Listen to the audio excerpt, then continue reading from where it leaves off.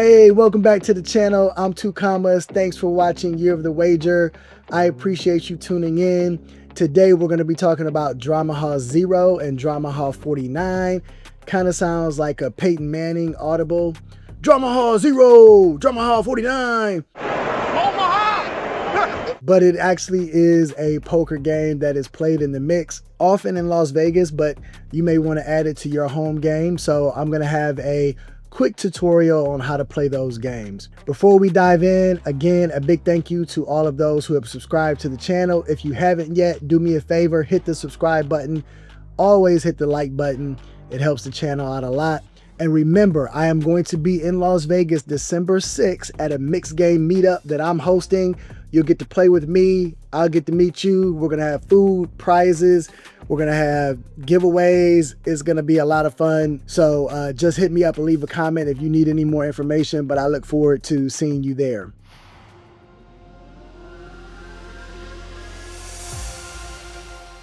All right, let's dive into Dramaha 0 and Dramaha 49. So the first thing is, if you don't know how to play Dramaha, you need to start with that, which I have a video, so you can click on the link to that video and learn how to play Dramaha before we talk about these variants, because Dramaha has a lot of variants, and we're going to talk about two of those today, which is Dramaha 0 and Dramaha 49. Similar to Dramaha, it will always be a split pot game between the best Omaha hand and then the best 5-card poker hand that you have. And the variant is normally going to be the 5-card poker hand. So Dramaha means that you're going to have an Omaha hand, which is the board that comes out, but then you're going to get one draw, which is why it's called Dramaha, to make the 5-card hand that is designated in the variant. So what do I mean by that?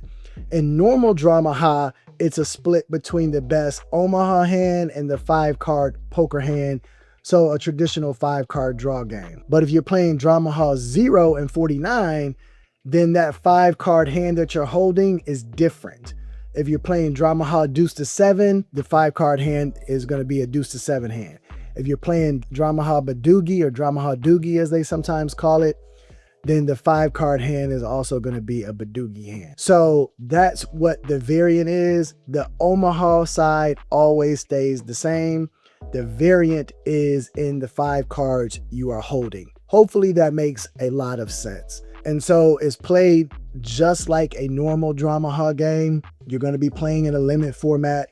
Again, 816, 2040, 8160, whatever limit you are playing. And it's going to be with blinds, small blind and big blind, and a button, since a flop will come out for the Omaha side of the game. Now, what does the 0 and 49 mean? So what we're going to do is we're going to talk about the 0 side first. That's actually my favorite of the two variants, and we'll explain what that means. So when you're playing Dramaha 0, cards are assigned point values.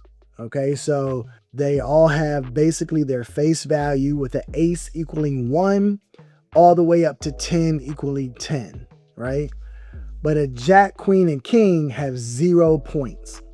When you're playing Dramaha 0, the object is in the 5-card hand that you're holding, you want to be as close to 0 as possible. So a perfect 5-card Dramaha 0 hand would be if you had, let's say, jack, jack, queen, queen, king. That means you have 0 points in your hand, and you cannot lose that hand. You may be tied by someone, but you can't lose that hand because you have 0 points in your hand. And then obviously the other side of the pot is the best Omaha hand. And one of the reasons why I like Dramaha 0 more than I like Dramaha 49 is if you have cards like kings, queens, and jacks in your hand, you're more likely to win also the Omaha side of the pot. So that's just the basic rules. As you can understand, you need to have cards in your hand that have as few points assigned to them as possible. Okay, so just like regular Dramaha, you have 2 major decision points that you're going to need to make. The first one is whether or not to enter the pot, and then the second one is what cards to throw away after the flop has come out and how do you proceed from there. So how do you know what cards you should enter a pot with in Dramaha Zero? Well, just like in regular Dramaha, you have to prioritize the 5 cards that you're holding for that half of the pot and then hope that the Omaha side matches with the hand that you're holding. So you don't want to enter a pot if you're drawing more than 1 card. So you only want to be drawing 1 card. That's very important. And the second thing that I would recommend is that you don't have more than 5 points in your hand with that 1 card that you're drawing. Okay, so what do I mean by that? An example of that could be you have Jack, Jack, King, 5, 9. Okay, so that's a good, if not great, Dramaha Zero hand to start with. Why? Because you have Jack, Jack, I think I said Jack, Jack, King, right? Jack, Jack, King. Those are all 0 points. You have a 5, so you have 5 points. And then you have a 9, but you're going to throw away the 9 and hope that you either get a 0 or an ace or something like that. So that would be an excellent hand to come into a Dramaha game with. So you want to have as few points as possible in your hand. So obviously if you had Jack, Jack, King, King, 5, then that's a great hand. If you had Jack, Jack, King, King, 9, that's a great hand because you're going to throw the 9 away. Unless you get another 9, you're not going to get any worse than, well, I guess you could get a 10.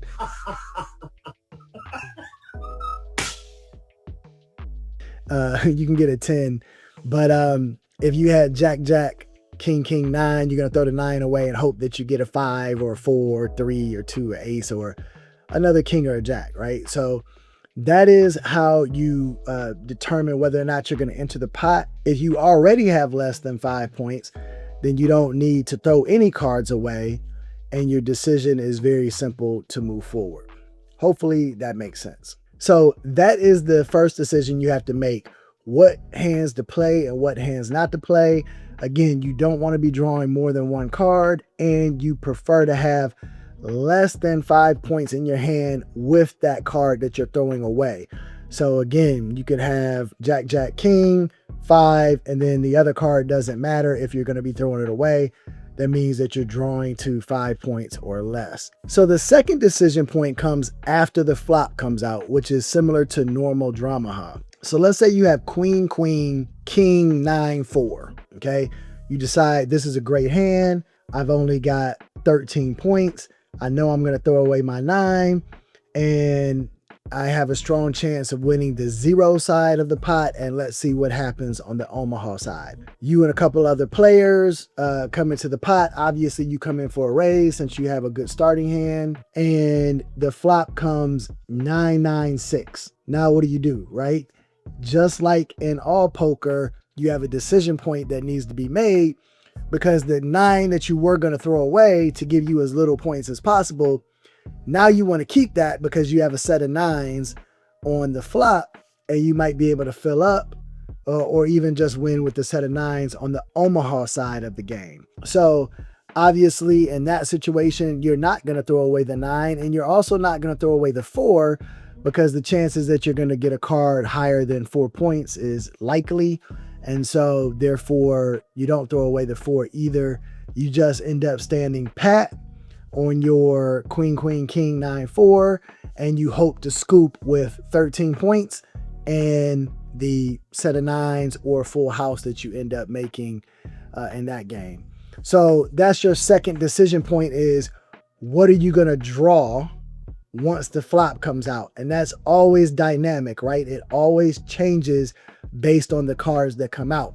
Now, let's say you had that same Queen, Queen, King, 9, 4. So now let's say the flop comes this time, instead of 9, 9, 6, it comes 2, Ace, 8. Well, now you should throw away the 9 because it doesn't connect with the board at all.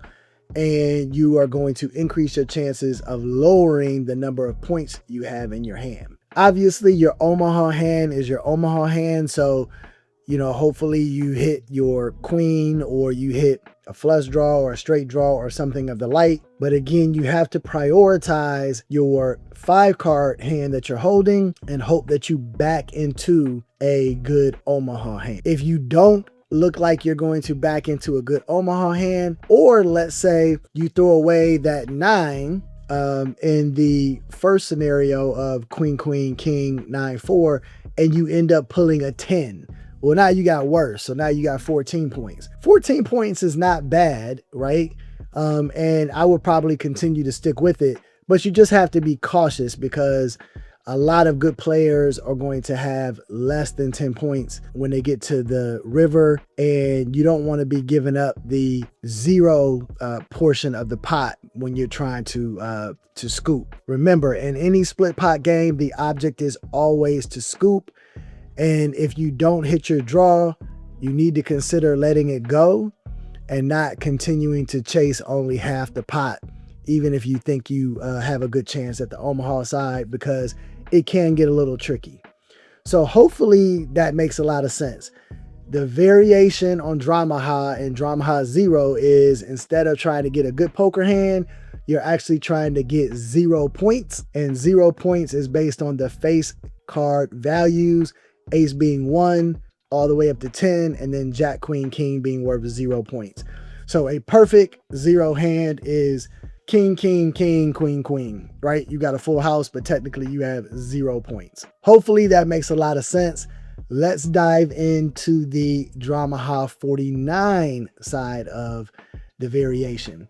So this is played the exact same way as Dramaha 0 and as Dramaha, where you are going to have 5 cards dealt to you, and you're going to get a flop, and you get 1 chance to make a draw to improve the 5-card hand that you are holding.